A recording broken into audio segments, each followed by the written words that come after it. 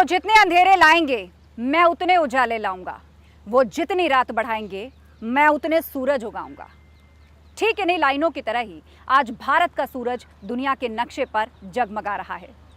लेकिन क्या आप जानते हैं कि ये लाइनें किसने लिखी हैं? शायद नहीं। ये लाइनें लिखी हैं खुद देश के प्रधानमंत्री नरेंद्र मोदी ने। उन्हीं नरेंद्र मोदी का जन्मदिन मनाया जा रहा है, कहीं सेवा पर्व के तौर पर तो कहीं सेवा पखवाड़ा के तौर पर। नमस्कार, मैं हूं आपके साथ आस्था कौशिक। देश के प्रधानमंत्री के 75वें जन्मदिवस पर इससे बेहतर क्या हो सकता है कि आज हम उनके जीवन के बारे में जानने की कोशिश करें कि कैसे गरीब परिवार में जन्मे नरेंद्र मोदी ने सत्ता के शिखर तक अपने सफर को कैसे पूरा किया। और आज वो देश के प्रधानमंत्री हैं, तो इसके पीछे इनकी वो कौन सी इच्छा शक्ति है जो उन्हें आज भी लगातार काम करने के लिए प्रेरित करती रहती है।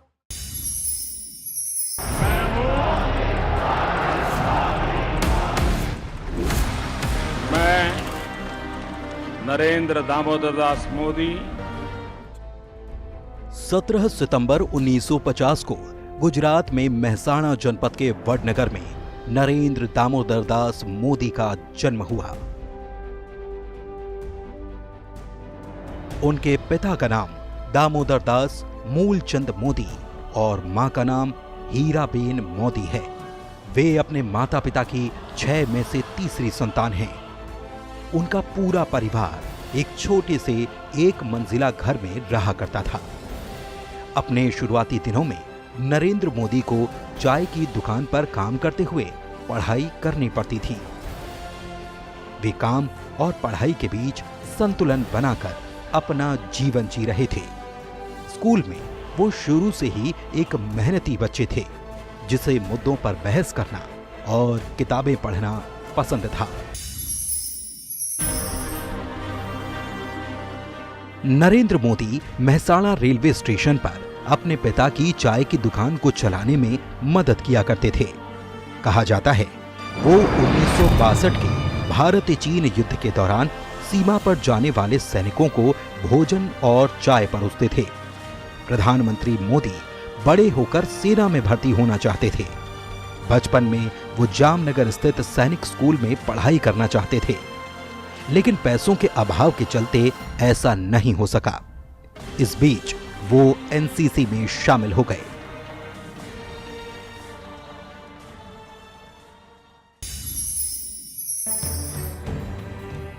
पीएम मोदी को बचपन से ही सफाई बहुत पसंद है।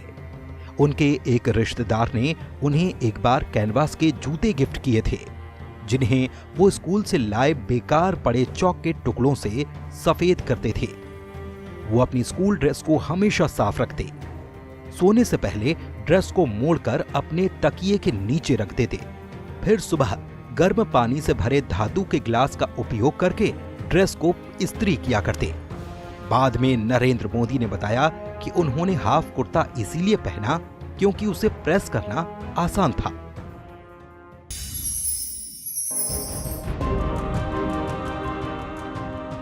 स्कूल की पढ़ाई खत्म होते ही प्रधानमंत्री मोदी सन्यासी बनने के लिए घर छोड़कर निकल गए। इसके बाद वो पश्चिम बंगाल के रामकृष्ण आश्रम समेत देश में कई जगहों पर गए। हिमाचल में कई दिन तक मोदी साधु संतों के साथ रहे। तब उन्हें संतों ने कहा कि राष्ट्र सेवा किए बगैर संन्यास धारण नहीं किया जा सकता। इसके बाद वो वापस गुजरात पहुंचे और उन्होंने संन्यास धारण करने का फैसला त्याग दिया।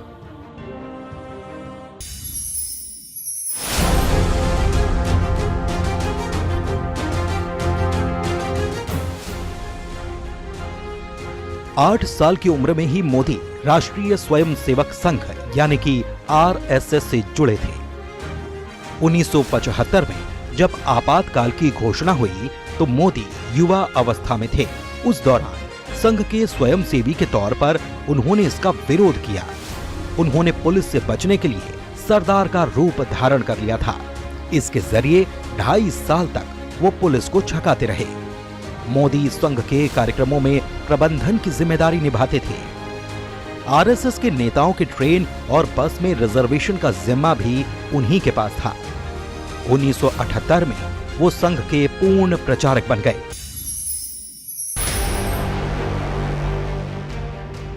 1975 में आपातकाल के समय मोदी कांग्रेस के खिलाफ भूमिगत आंदोलन में सक्रिय थे। उन्होंने सरदार का भेष धारण कर लिया। तभी अचानक उन्हें ढूंढते हुए पुलिस वहां आ गई, लेकिन उन्हें सरदार की वेशभूषा में पहचान नहीं पाई और ठीक उसी समय मोदी वहां से स्कूटर पर निकल गए।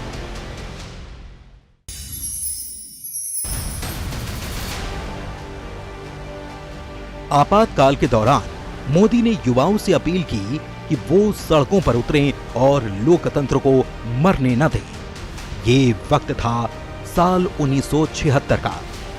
मोदी ने आपातकाल के दौरान युवाओं से कहा था कि ये समय दमन, बेरोजगारी, अनैतिकता और भ्रष्टाचार के खिलाफ अपना स्टैंड लेने का है।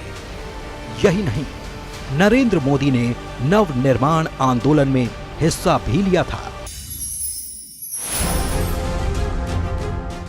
संघ ने 1978 में मोदी को गुजरात के वडोदरा में विभाग प्रचारक बनाकर भेजा। इसके अलावा उन्हें दक्षिण गुजरात और सूरत का भी चार्ज दिया गया। उन्हें इन इलाकों पर फोकस कर काम करने के लिए कहा गया।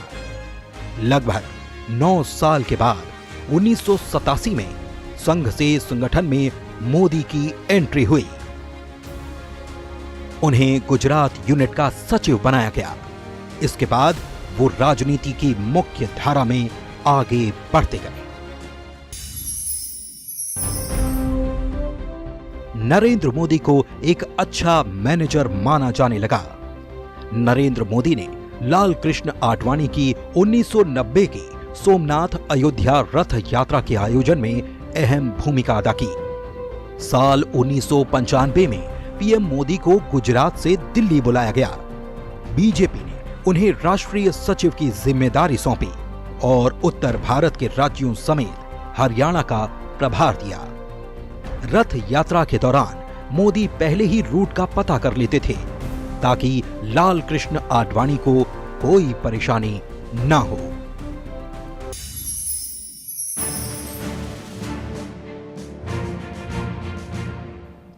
उन्नीस में जब अहमदाबाद में म्युनिसिपल इलेक्शन हो रहा था, मोदी गुजरात में बीजेपी के महासचिव बनाए गए थे।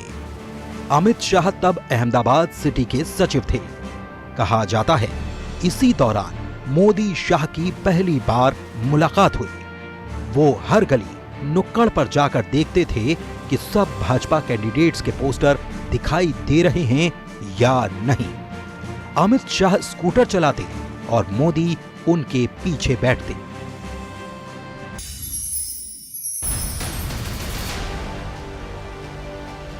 उन्नीस में पहली बार भाजपा ने गुजरात में अपने दम पर सरकार बनाई।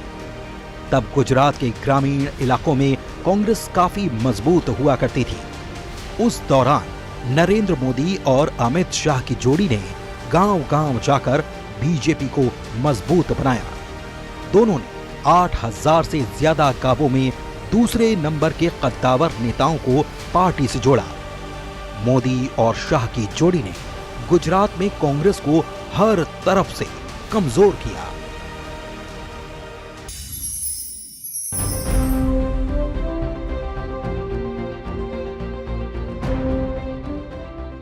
नरेंद्र मोदी में लोगों के मूड को भांपने का हुनर है। पार्टी के एक सहयोगी एक घटना का जिक्र करते हुए कहते हैं, अहमदाबाद में एक बैठक के दौरान प्रांत के महामंत्री होने के बावजूद मोदी मंच पर नहीं बैठे। वो पीछे कार्यकर्ताओं के बीच खड़े थे। जब हमने उनसे पीछे खड़े होने का कारण पूछा तो उन्होंने कहा, गुजरात यहां है, मुझे कुछ ही घंटों में जानना है कि गुजरात में क्या चल रहा है। कार्यकर्ताओं से मिलना है, उनके साथ भविष्य की रणनीति बनानी है।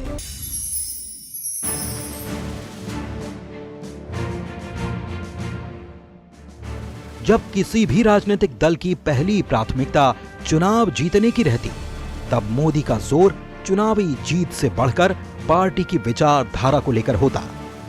1990 के दशक में मोदी जब बीजेपी के संगठन मंत्री थे और आगामी चुनाव को लेकर राजकोट में एक बैठक में शामिल हुए तो उन्होंने टिकट बंटवारे पर चर्चा के दौरान कहा था, कौन जीतेगा ये हम जरूर सोचेंगे, लेकिन जीतने के बाद अपनी विचारधारा को कायम रखें। हम ऐसा भी एक क्राइटेरिया रखें।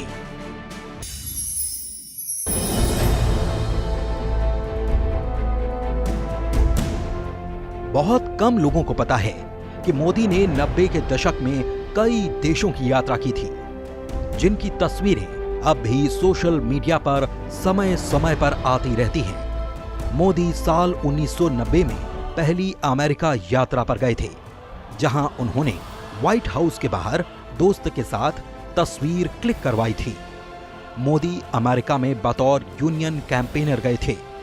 अपनी यात्रा के दौरान वो लॉस एंजलिस में यूनिवर्सल स्टूडियोज के बाहर भी गए। इतना ही नहीं, Modi New Zealand, Paris, London, Malaysia और ऑस्ट्रेलिया भी गए।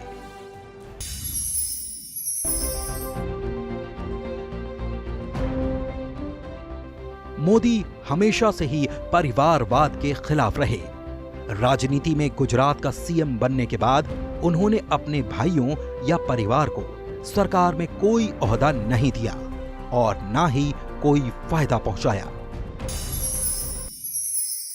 नरेंद्र मोदी और अमित शाह की जोड़ी ने न केवल गुजरात के सियासी माहौल को बदला, बल्कि उनके कर्तव्य और समर्पण की भी एक नई मिसाल पेश की। ऐसे समर्पण की एक झलक 1989 में एक बार फिर दिखी, जब मोदी ने अपने पिता को मुखाग्नि देने के बाद पार्टी की महत्वपूर्ण मीटिंग में हिस्सा लिया। यही समर्पण और जनता की नब्ज पकड़ने की उनकी कला ने उन्हें संगठन में एक अलग पहचान दी। अब आगे देखते हैं कैसे मोदी ने पार्टी की विचारधारा को चुनावी जीत से हमेशा ऊपर रखा।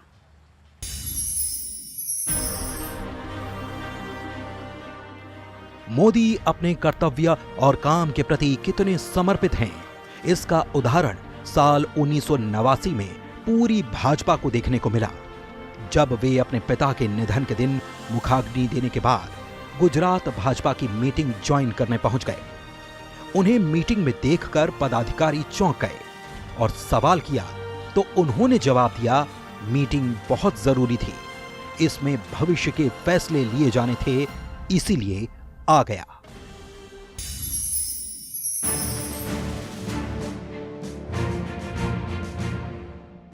कश्मीर में अनुच्छेद 370 का विरोध करते हुए 1991 में कन्याकुमारी से कश्मीर तक एकता यात्रा निकाली गई। 11 दिसंबर 1991 को तत्कालीन बीजेपी अध्यक्ष मुरली मनोहर जोशी के नेतृत्व में ये एकता यात्रा शुरू हुई। नरेंद्र मोदी ने इस यात्रा में मुख्य भूमिका निभाई। ये एकता यात्रा 26 जनवरी 1992 को श्रीनगर के लाल चौक पर तिरंगा फहराने के साथ समाप्त हुई थी। मोदी उस वक्त जोशी की उस टीम के सदस्य थे जो आतंकवाद के उस दौर में लाल चौक पर तिरंगा फहराने पहुंची थी।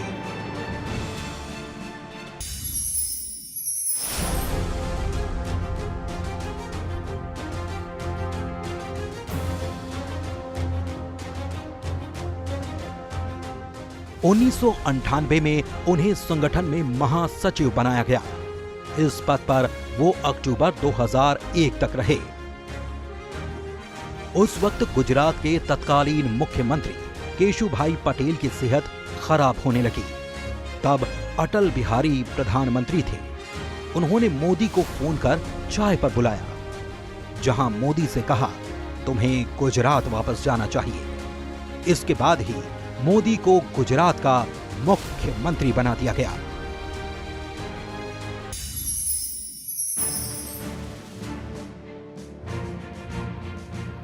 मोदी ने 7 अक्टूबर 2001 में पहली बार मुख्यमंत्री पद की शपथ ली थी।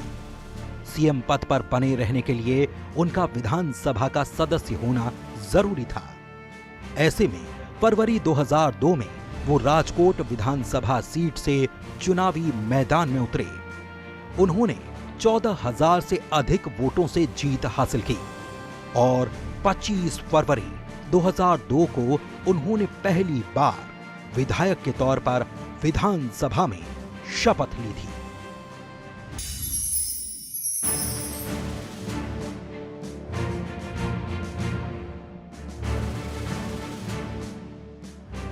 पहली बार 1997 में अमित शाह ने गुजरात विधानसभा का उपचुनाव सरखेल सीट से लड़ा और जीत हासिल की।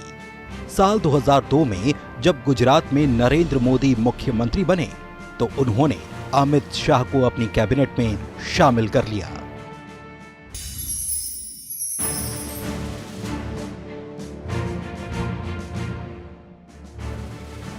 मुख्यमंत्री बनने के बाद एक बार नरेंद्र मोदी ने सभी शिक्षकों को सम्मानित करने वाला कार्यक्रम आयोजित करने की योजना बनाई।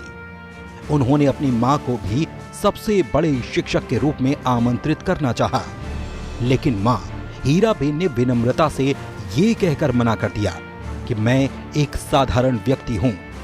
मैंने तुम्हें जन्म तो दिया, लेकिन तुम्हारा पालन पोषण परमात्मा ने किया।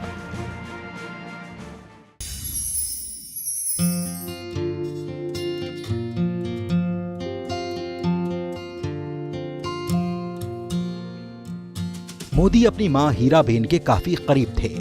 जब पहली बार सीएम बनने पर वो मां का आशीर्वाद लेने पहुंचे तो मां ने उन्हें नसीहत दी थी। उन्होंने कहा, तुम क्या काम करते हो मैं नहीं जानती, लेकिन जिंदगी में कभी रिश्वत मत लेना।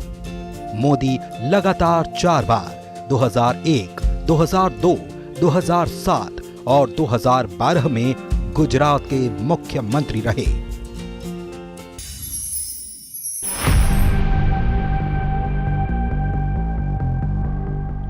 2001 के कच्छ भूकंप ने मोदी की एक वरिष्ठ प्रशासक के रूप में उनके दृढ़ संकल्प की परीक्षा ली। मोदी कच्छ में सबसे पहले प्रतिक्रिया देने वालों में से एक थे।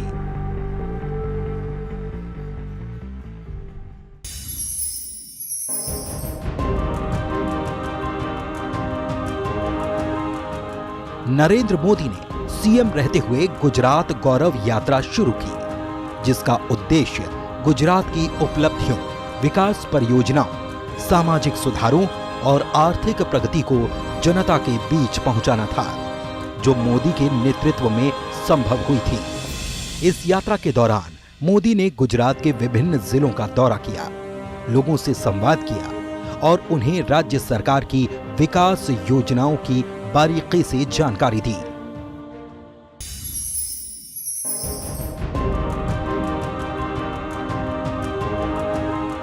गुजरात के मुख्यमंत्री रहते हुए मोदी के जिन कामों की सबसे ज्यादा चर्चा हुई, उनमें निर्मल गुजरात, जल मंदिर, कन्या केलवाणी, वाइब्रेंट गुजरात समिट जैसी कई योजनाएं हैं।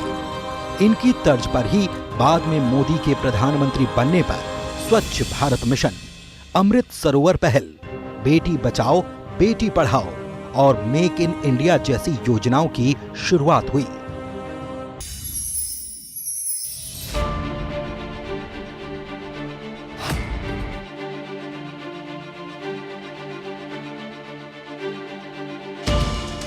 नरेंद्र मोदी की गुजरात की राजनीति से केंद्र में सियासी एंट्री की बात की जाए तो सीएम रहते हुए उनकी छवि बहुत बड़ी हो गई थी। उन्होंने एक अलग छाप छोड़ी, जिसका नतीजा ये रहा कि जून 2013 में नरेंद्र मोदी को बीजेपी की चुनाव प्रचार समिति का प्रमुख बनाया गया। इस बीच मोदी लहर की शुरुआत हुई।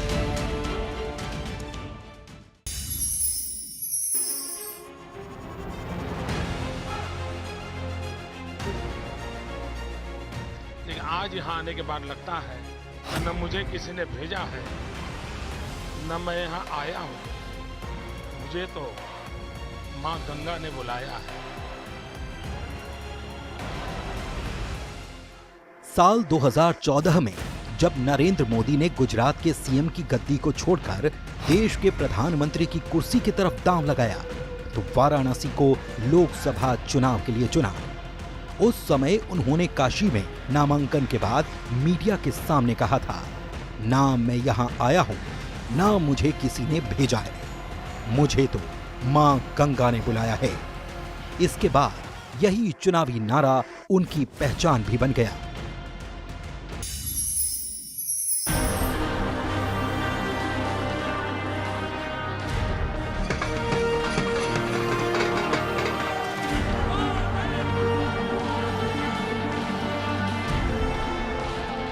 मोदी ने 2014 के लोकसभा चुनावों में आक्रामक प्रचार अभियान चलाया। उन्होंने 3D होलोग्राम, सोशल मीडिया, चाय पे चर्चा, अच्छे दिन का नारा और बड़े बड़े रोड शो से मतदाताओं को जोड़ा, कांग्रेस के खिलाफ माहौल बनाया और खुद को एक विकल्प के रूप में पेश किया।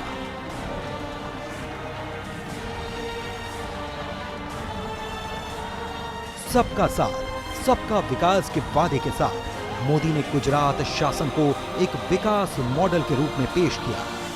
फिर 26 मई 2014 को नरेंद्र मोदी भारत के 15वें प्रधानमंत्री बने।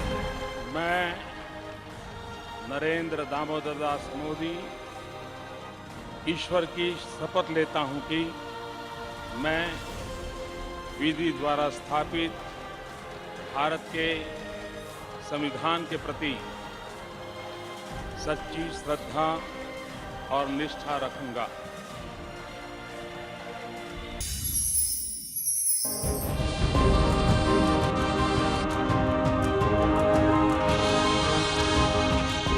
मैं नरेंद्र दामोदर दास मोदी नरेंद्र मोदी के प्रधानमंत्री बनने के साथ ही भारतीय राजनीति और विदेश नीति में एक नई परंपरा शुरू हुई। नरेंद्र मोदी जब पहली बार भारत के प्रधानमंत्री बने तो उन्होंने अपनी शपथ ग्रहण समारोह में सार्क देशों के सभी राष्ट्राध्यक्षों और प्रमुखों को निमंत्रण भेजा।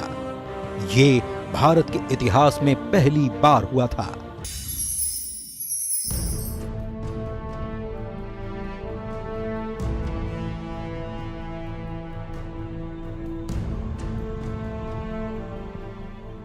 प्रधानमंत्री बनने के बाद मोदी साल 2014 में जब अपने जन्मदिन पर मां से मिलने पहुंचे तो हीराबा ने उन्हें 5,000 रुपए दिए। उन दिनों कश्मीर में बाढ़ आई थी। मां ने उनसे कहा कि ये पैसे कश्मीर के बाढ़ पीड़ितों के लिए भेज देना।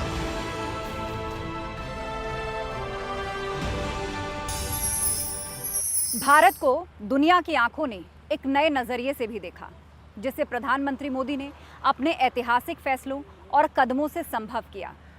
आइए अब देखते हैं प्रधानमंत्री मोदी के उन कामों को जिन्होंने देश की विदेश नीति को एक नई धार दी और वैश्विक मंच पर भारत की आवाज को पहले से कहीं ज्यादा बुलंद किया।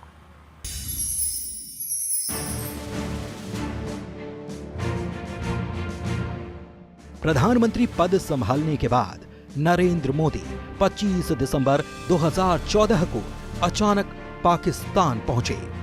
इस दौरान उन्होंने नवाज शरीफ से मुलाकात की थी। दोनों नेताओं की मुलाकात लाहौर में हुई, जिसकी चर्चा काफी दिनों तक रही। 2015 के पहले पिछले 10 साल में ये किसी भारतीय प्रधानमंत्री की पहली पाकिस्तान यात्रा थी।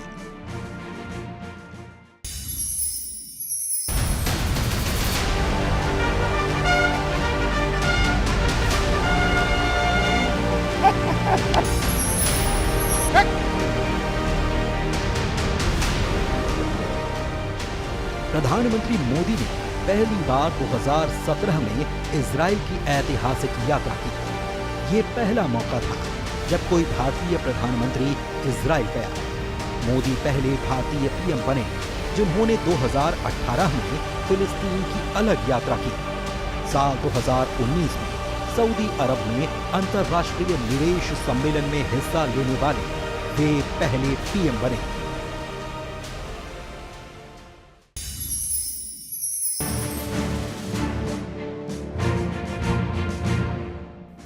प्रधानमंत्री मोदी को उनके पहले कार्यकाल के दौरान नेतृत्व, वैश्विक प्रभाव और कूटनीति के चलते कई ऐसे अंतर्राष्ट्रीय सम्मान और पुरस्कार मिले हैं जो अब तक किसी अन्य भारतीय प्रधानमंत्री को नहीं मिले। उन्हें सऊदी अरब, मंगोलिया और फिलिस्तीन का सर्वोच्च नागरिक सम्मान मिला है। इसके अलावा संयुक्त राष्ट्र का सर्वोच्च पर्यावरण पुरस्कार भी प्रधानमंत्री मोदी के नाम है।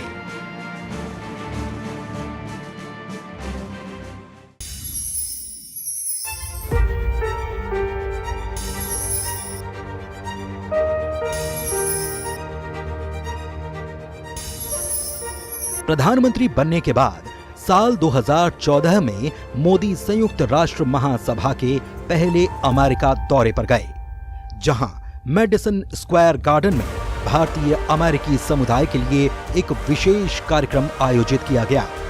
इस कार्यक्रम में नरेंद्र मोदी ने अपनी पहली बार प्रधानमंत्री के रूप में अमेरिका में बड़ी सभा को संबोधित किया। ये सभा भारतीय डायस्पोरा के लिए बेहद खास थी।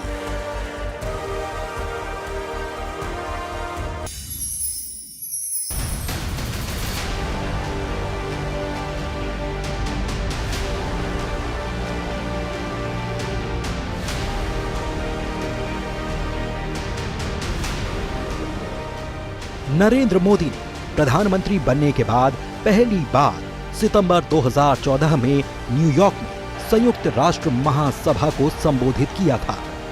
अपने भाषण में उन्होंने आतंकवाद को वैश्विक समुदाय के सामने सबसे बड़ी चुनौती बताया।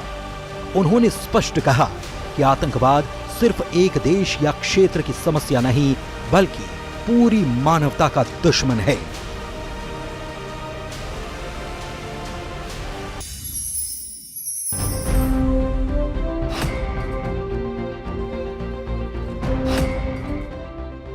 अट्ठाईस अगस्त 2014 को प्रधानमंत्री नरेंद्र मोदी ने देशव्यापी वित्तीय समावेशन के लिए एक ऐतिहासिक कदम उठाते हुए प्रधानमंत्री जन धन योजना का शुभारंभ किया।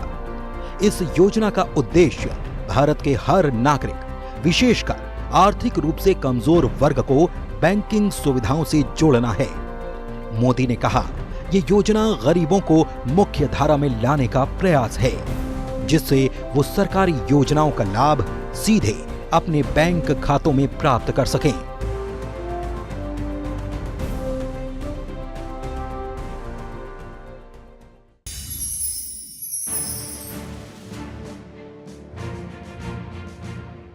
प्रधानमंत्री मोदी ने 25 सितंबर 2014 को भारत को विश्व की विनिर्माण महाशक्ति बनाने के उद्देश्य से मेक इन इंडिया अभियान की औपचारिक शुरुआत की। ये योजना भारत को निवेश के लिए आकर्षक बनाने, स्थानीय उत्पादन को बढ़ावा देने और रोजगार सृजन करने के लिए शुरू की गई।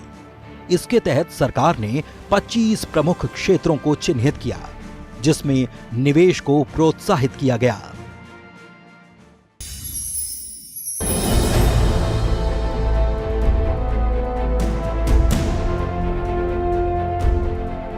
प्रधानमंत्री नरेंद्र मोदी ने 2 अक्टूबर 2014 को स्वच्छ भारत मिशन की शुरुआत की। इसका उद्देश्य पूरे देश में स्वच्छता को बढ़ावा देना और खुले में शौच को समाप्त करना था।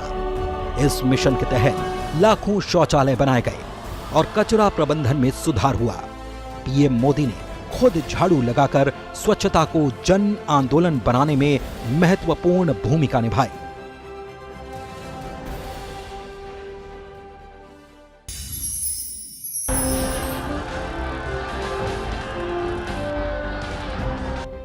अक्टूबर 2014 में प्रधानमंत्री ने देशवासियों के साथ सीधे संवाद स्थापित करने के लिए रेडियो कार्यक्रम मन की बात की शुरुआत की। ये कार्यक्रम हर महीने के आखिरी रविवार को प्रसारित हो रहा है, जिसमें प्रधानमंत्री देश के विभिन्न मुद्दों, योजनाओं और भावनाओं को सीधे जनता के सामने रखते हैं।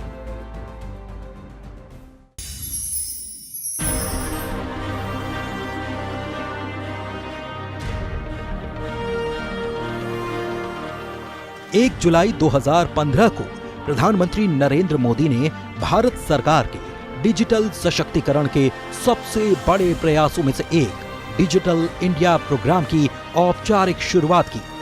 ये योजना देश के ग्रामीण और शहरी इलाकों में इंटरनेट कनेक्टिविटी बढ़ाने, सरकारी सेवाओं को डिजिटल प्लेटफॉर्म पर लाने और नागरिकों को तकनीकी सशक्त बनाने के उद्देश्य से शुरू की गई।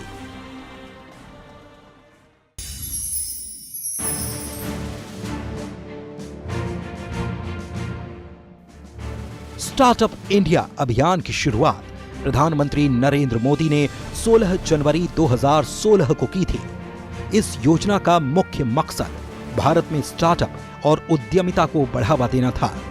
ताकि युवा रोजगार ढूंढने वाले न होकर रोजगार पैदा करने वाले बने।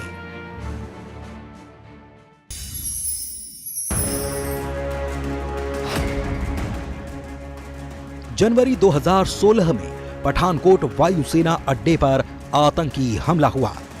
जैश ए मोहम्मद से जुड़े 6 आतंकवादियों ने वारदात को अंजाम दिया।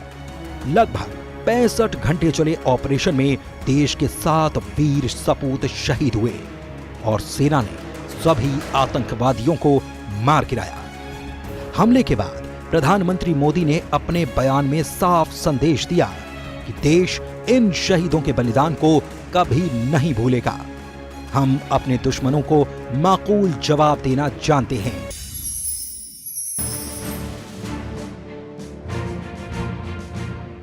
सितंबर 2016 में उरी में आतंकी हमला हुआ, जिसमें 19 भारतीय जवान शहीद हुए।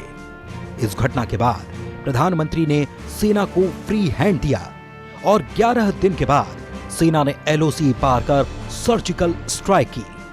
आतंकियों के लॉन्च पैड्स तबाह किए गए।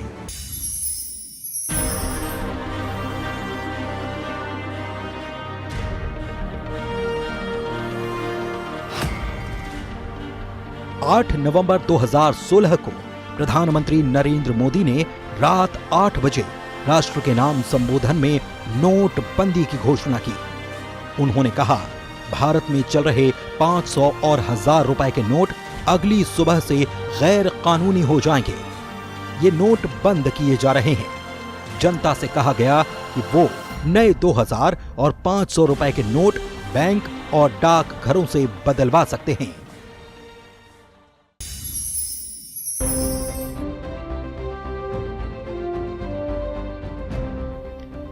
2014 के लोकसभा चुनाव में भारी जीत के बाद भाजपा ने अगले वर्षों में कई राज्यों के विधानसभा चुनाव में बड़ी जीत हासिल की, जिसे मोदी के नेतृत्व, भाजपा की नीतियों और संगठन की मजबूती का परिणाम माना गया।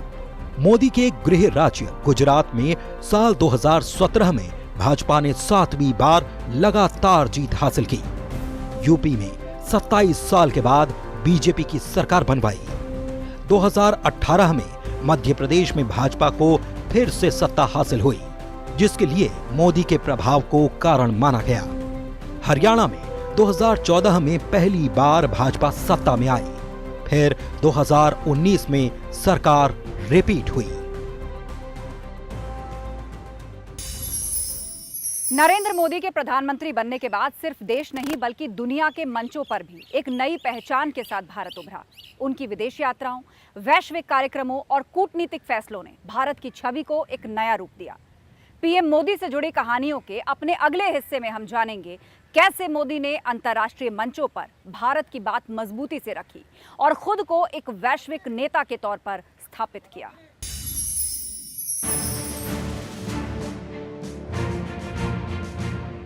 वस्तु एवं सेवा कर यानी जीएसटी को 1 जुलाई 2017 को एक राष्ट्र एक कर के सिद्धांत पर लागू किया गया। इसे विभिन्न अप्रत्यक्ष करों को खत्म कर एक एकीकृत कर व्यवस्था स्थापित की गई। समय समय पर जीएसटी परिषद ने दरों में बदलाव, ई इनवॉइसिंग और रिटर्न प्रणाली में संशोधन किए। इन संशोधनों से व्यापार में पारदर्शिता बढ़ी और टैक्स प्रणाली को और सरल बनाया गया।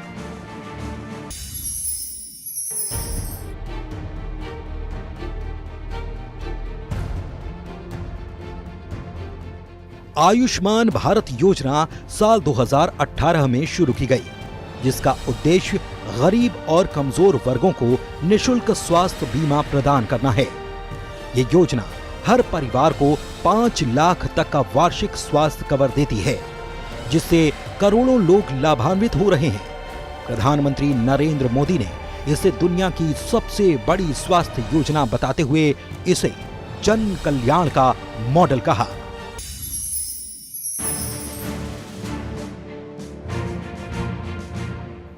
अठारह सितंबर 2018 को रात 10 बजे प्रधानमंत्री नरेंद्र मोदी अपने संसदीय क्षेत्र वाराणसी के मंडवाडीह रेलवे स्टेशन का औचक निरीक्षण करने पहुंच गए।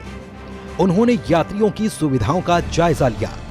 प्रधानमंत्री चुनिंदा गाड़ियों के काफिले के साथ स्टेशन पहुंचे। सीधे प्लेटफॉर्म संख्या 1 पर जाकर उन्होंने यात्री सुविधाओं को करीब से देखा।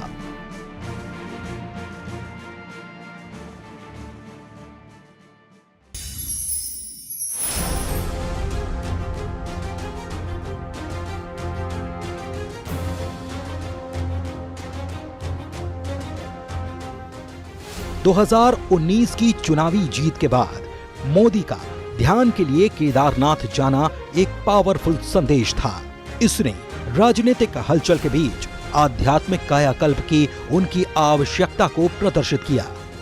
इस तरह के एकांतवाद से उन्हें संतुलन बनाए रखने में मदद मिलती है, जिससे शासन की जटिल जिम्मेदारियों के लिए आवश्यक मानसिक स्पष्टता मिलती है।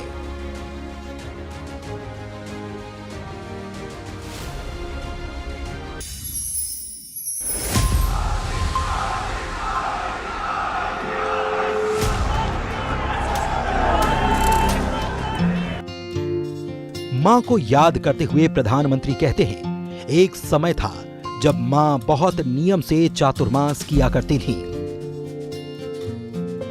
मां को पता है नवरात्र के समय मेरे नियम क्या हैं।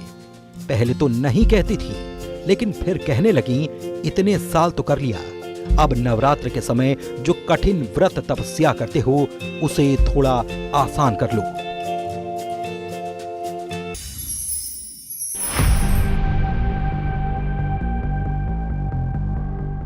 5 अगस्त 2019 को मोदी सरकार ने अनुच्छेद 370 को निरस्त करने का ऐतिहासिक कदम उठाया, जिसने जम्मू और कश्मीर क्षेत्र को विशेष स्वायत्तता प्रदान की। इस कदम का उद्देश्य इस क्षेत्र को भारत के साथ अधिक निकटता से एकीकृत करना है, इसे समान कानूनों और शासन संरचनाओं के तहत लाना था।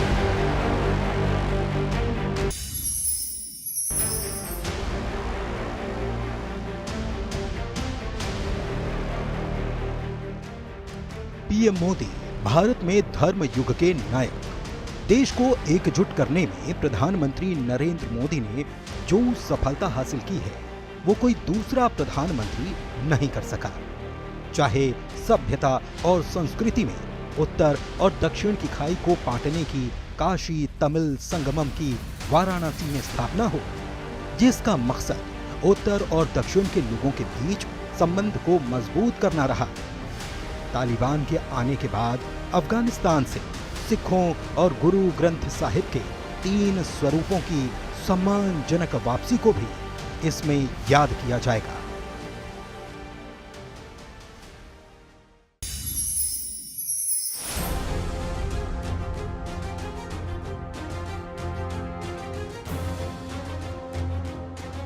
नागरिकता संशोधन अधिनियम यानी CAA दिसंबर 2019 में पास हुआ, जो पाकिस्तान, बांग्लादेश और अफगानिस्तान से आए गैर मुस्लिम शरणार्थियों को नागरिकता देने की बात करता है।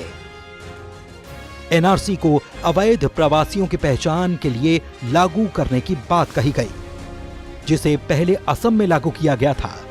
इन दोनों प्रस्तावों को लेकर देश भर में विरोध प्रदर्शन हुए। सरकार ने स्पष्ट किया, CAA भारतीय मुसलमानों पर लागू नहीं होता।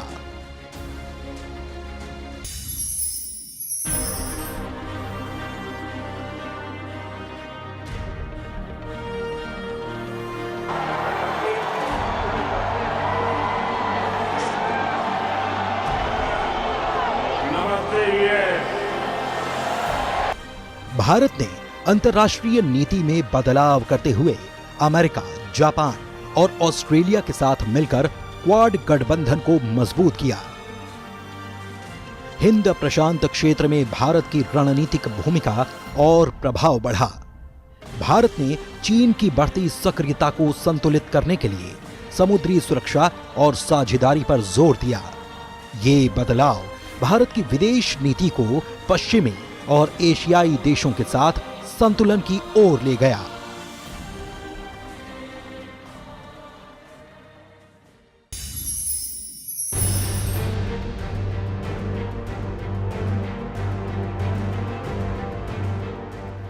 तीन तलाक कानून 2019 में पारित हुआ, जो मुस्लिम पुरुषों के द्वारा एक साथ 3 बार तलाक कहकर विवाह समाप्त करने की प्रथा को अवैध और आपराधिक बनाता है। इस कानून के तहत 3 तलाक देने पर 3 साल तक की सजा और जुर्माने का प्रावधान है। ये कदम मुस्लिम महिलाओं को समान अधिकार और सम्मानजनक जीवन देने के उद्देश्य से उठाया गया। कानून के लागू होने से पहले 3 तलाक को सुप्रीम कोर्ट ने असंवैधानिक घोषित किया था। प्रधानमंत्री नरेंद्र मोदी ने 3 तलाक को महिला अधिकारों का हनन बताते हुए इसे खत्म करने की जोरदार पैरवी की थी।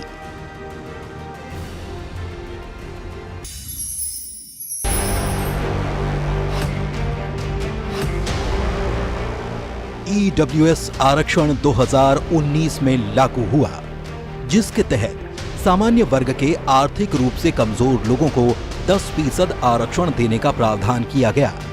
ये आरक्षण शिक्षा संस्थानों और सरकारी नौकरियों में लागू होता है। बिना जाति आधारित भेदभाव के प्रधानमंत्री नरेंद्र मोदी ने इसे सामाजिक न्याय को व्यापक बनाने की दिशा में एक ऐतिहासिक कदम बताया। मोदी सरकार ने संविधान में 103वां संशोधन कर इसे कानूनी मान्यता दिलाई।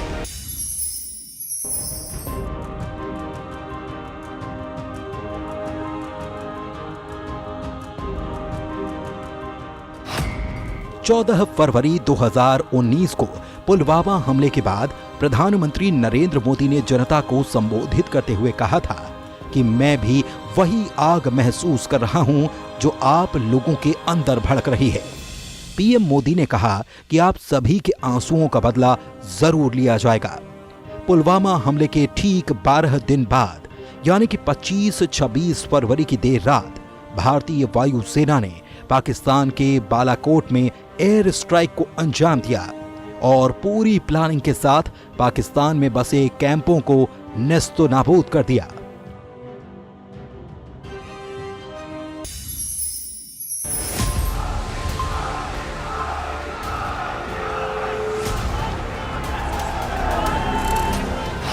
2019 के आम चुनाव में भाजपा प्रधानमंत्री मोदी के नेतृत्व में और मजबूत हुई।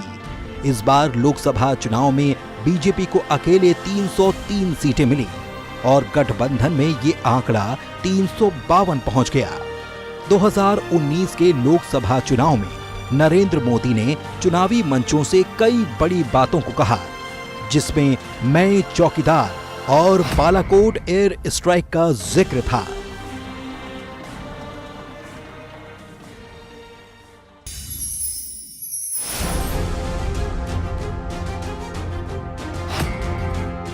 कोरोना फैलने के बाद विश्व का सबसे बड़ा लॉकडाउन प्रधानमंत्री मोदी ने 21 दिन के लिए 24 मार्च 2020 की रात 8 बजे राष्ट्र के नाम संबोधन में घोषित किया।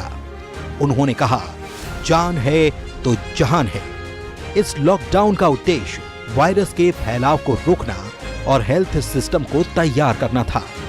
इसके बाद प्रधानमंत्री गरीब कल्याण अन्न योजना की शुरुआत हुई, जिसके तहत देश के 80 करोड़ लोगों को मुफ्त राशन देने की परियोजना पर काम हुआ। प्रधानमंत्री ने कहा, कोई भी भारतीय भूखा ना सोए, ये मेरी जिम्मेदारी है।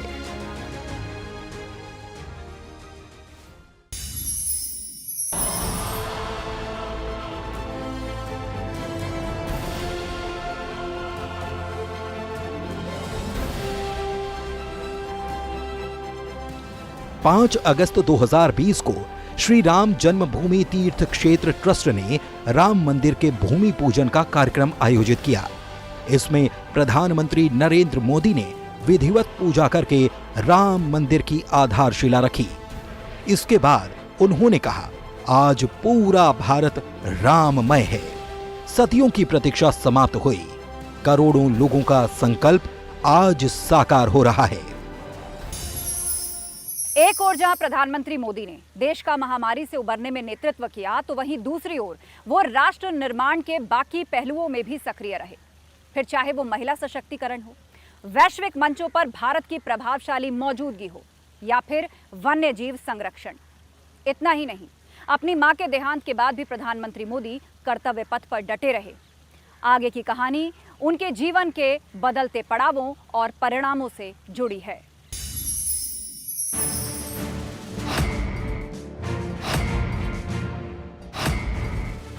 भारत में वैक्सीनेशन का सबसे बड़ा अभियान शुरू हुआ। जनवरी 2021 में कोरोना टीकाकरण का अभियान शुरू हो गया। मेड इन इंडिया, कोवैक्सीन और कोविशील्ड लॉन्च की गई। मोदी ने खुद टीका लगवाकर जनता को प्रेरित किया।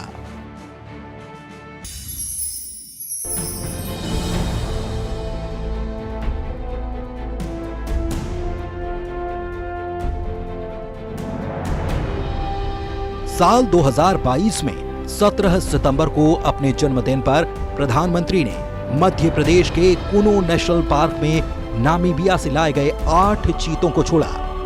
क्वारंटीन बाड़ों में छोड़े जाने के बाद पीएम ने चीतों की खुद कैमरे से फोटो खींची। इस मौके पर उन्होंने कहा, आज एक खास दिन है क्योंकि भारत में दशकों बाद चीते लौटे हैं। हम चीतों को अपने देश की धरती पर वापस लाने में सफल हुए हैं। ये वन्य जीव संरक्षण के लिए हमारा समर्पण है।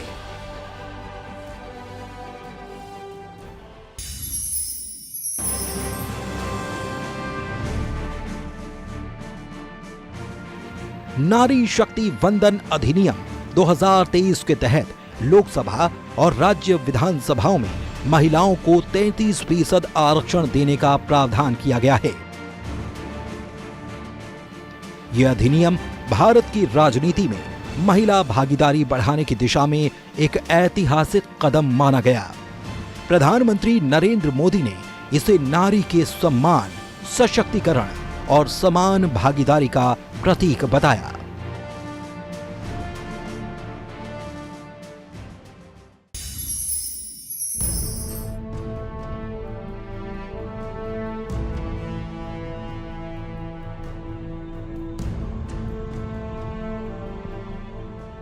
प्रधानमंत्री नरेंद्र मोदी मां को मुखाग्नि देने के कुछ देर बाद ही राजधर्म निभाने में जुट गए।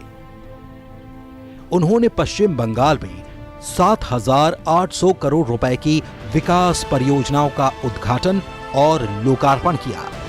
हावड़ा से जलपाईगुड़ी के बीच चलने वाली वंदे भारत एक्सप्रेस को पीएम मोदी ने वर्चुअली हरी झंडी दिखाई। पीएम वीडियो कॉन्फ्रेंसिंग के जरिए कार्यक्रम में शामिल हुए। इस दौरान उनके चेहरे पर दर्द साफ झलक रहा था।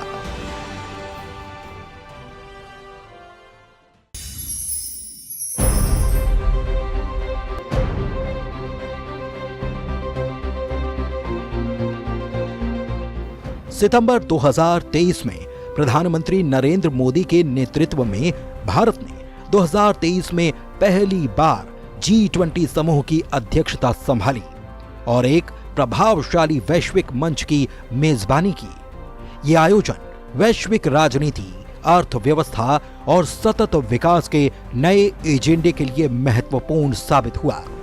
भारत के प्रयासों से अफ्रीकी संघ को G20 में स्थायी सदस्यता मिली, जिससे अफ्रीका महाद्वीप को वैश्विक निर्णयों में एक मजबूत आवाज मिली।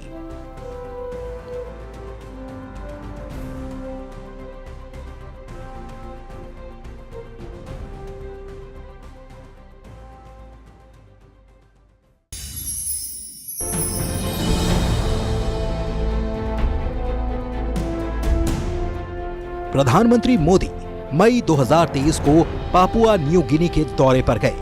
ये किसी भी भारतीय प्रधानमंत्री की पापुआ न्यू गिनी की पहली यात्रा थी। प्रधानमंत्री जेम्स मारापे ने हवाई अड्डे पर भारतीय प्रधानमंत्री का स्वागत किया। उन्होंने सम्मान के तौर पर पीएम मोदी के पैर छुए। आमतौर पर पापुआ न्यू गिनी सूर्यास्त के बाद आने वाले किसी भी नेता का औपचारिक स्वागत नहीं करता, लेकिन प्रधानमंत्री मोदी के लिए यह अपवाद रहा और उनका औपचारिक स्वागत किया गया।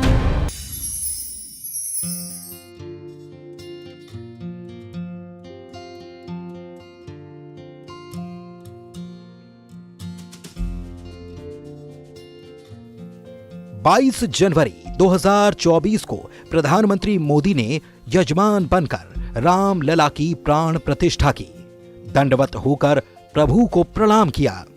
इस दौरान उन्होंने कहा, राम हमारे रोम रोम में हैं। रामलला अब टेंट से निकलकर भव्य मंदिर में विराजे हैं। प्राण प्रतिष्ठा के बाद पीएम मोदी ने राम मंदिर परिसर में मौजूद लोगों के सामने 11 दिनों का व्रत तोड़ा। 11 दिनों के उपवास के दौरान पीएम मोदी ने सात्विक भोजन किया। वे सिर्फ नारियल पानी पर रहे। अपने व्रत के दौरान पीएम मोदी जमीन पर कंबल बिछाकर सोए। 11 दिनों के व्रत के दौरान पीएम मोदी ने 4 राज्यों के 7 मंदिरों में दर्शन किए।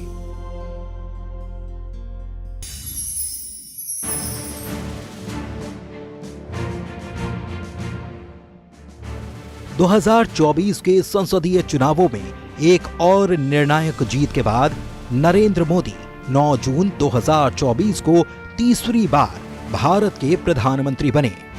ये जीत मोदी के लिए लगातार तीसरा कार्यकाल है, जिससे उनका नेतृत्व और मजबूत हुआ। आजादी के बाद पैदा होने वाले मोदी ऐसे पहले प्रधानमंत्री हैं जो 2014 से लगातार भारत के प्रधानमंत्री के रूप में कार्य कर रहे हैं। उन्हें अक्टूबर 2001 से मई 2014 तक गुजरात के सबसे लंबे समय तक मुख्यमंत्री होने का गौरव भी प्राप्त है। नरेंद्र मोदी भारत के इतिहास में लगातार सबसे लंबे समय तक प्रधानमंत्री रहने वाले दूसरे व्यक्ति बन गए हैं।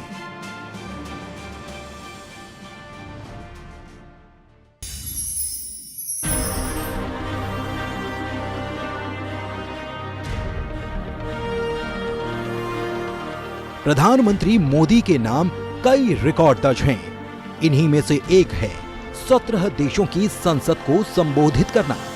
कांग्रेस से संबद्ध 5 प्रधानमंत्रियों ने करीब 7 दशक में कुल 17 बार विदेशी संसद को संबोधित किया था।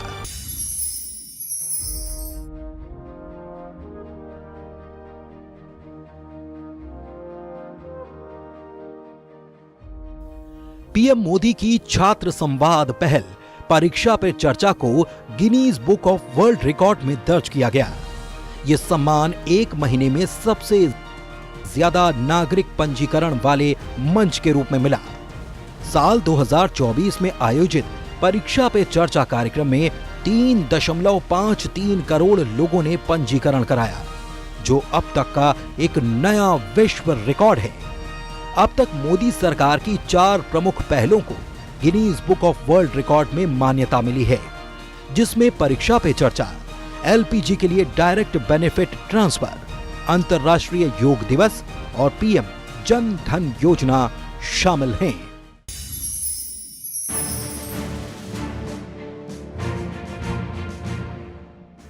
– 2024 तक के आंकड़ों की माने तो पीएम मोदी ने 72 अंतर्राष्ट्रीय दौरे किए और 78 देशों का भ्रमण किया। ये संख्या इंदिरा गांधी और अन्य प्रधानमंत्रियों से कहीं ज्यादा है। वे हर देश में भारतीय लोगों से जरूर मिलते हैं।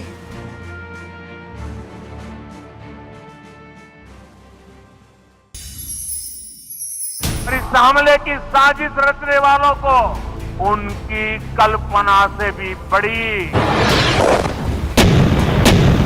सजा मिलेगी। सजा मिलकर के रहेगी।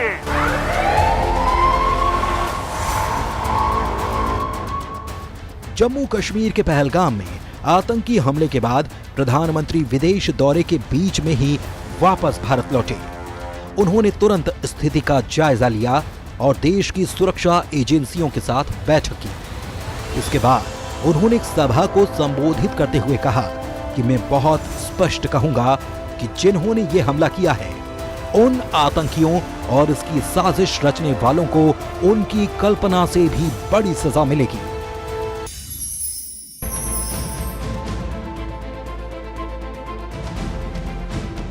जून 2025 में प्रधानमंत्री मोदी कनाडा में आयोजित G7 समिट में शामिल हुए। G7 आउटरीच सेशन में पीएम मोदी ने पहलगाम हमले का जिक्र किया। उन्होंने कहा कि आतंकवाद पर दोहरे मापदंडों का कोई स्थान नहीं होना चाहिए। हाल ही में भारत को एक क्रूर और कायरतापूर्ण आतंकी हमले का सामना करना पड़ा। ये हर भारतीय की आत्मा, अस्मिता और गरिमा पर सीधा आघात था। ये पूरी मानवता पर आघात था।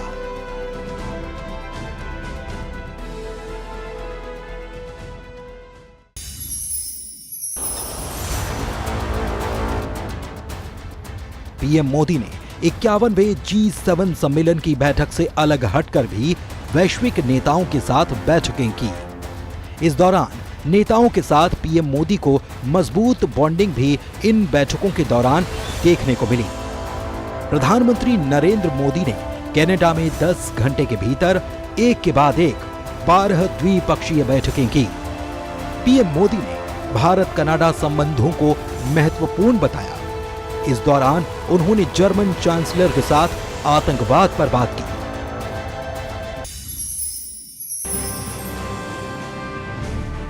अगस्त 2025 में 7 साल बाद पीएम नरेंद्र मोदी ने चीन में राष्ट्रपति शी जिनपिंग से मुलाकात की। दोनों के बीच एससीओ समिट से पहले 50 मिनट बातचीत हुई। बातचीत के बाद मोदी ने जिनपिंग को भारत में आयोजित ब्रिक्स 2026 में आने के लिए न्योता दिया। इससे पहले उन्होंने जिनपिंग के सामने आतंकवाद का मुद्दा उठाया। रिपोर्ट्स के मुताबिक मोदी ने इसे वैश्विक मुद्दा बताया और साथ देने की मांग की। वहीं मीटिंग में जिनपिंग ने कहा, पीएम मोदी से मिलकर खुशी हुई। उन्होंने ड्रैगन यानी कि चीन और हाथी यानी कि भारत को साथ आने पर जोर दिया।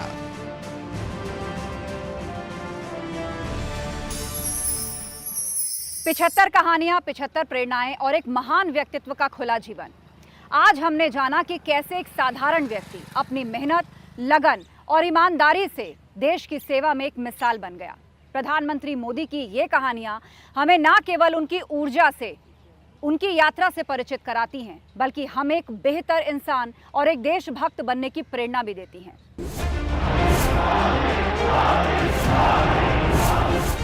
सियावर राम